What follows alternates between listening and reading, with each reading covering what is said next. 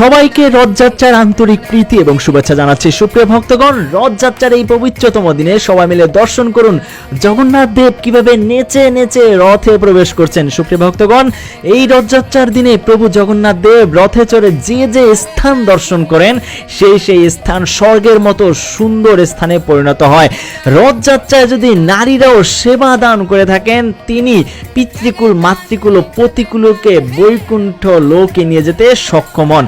এছাড়াও রথযাত্রার মাহাত্ম্য কথায় বর্ণিত রয়েছে, ভক্তিভরে জগন্নাথ দেবের রথ মহোৎসব দর্শন করে যিনি আনন্দিত হন, চতুর্দশ ইন্দ্রের রাজত্ব যাবৎ তাকে নারকীয় যন্ত্রণা ভোগ করতে হয় না।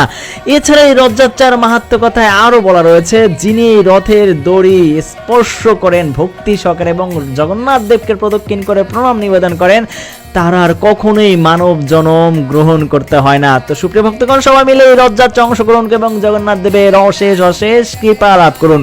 সবাই একত্রে বলে উঠুন, জয় জগন্নাথ।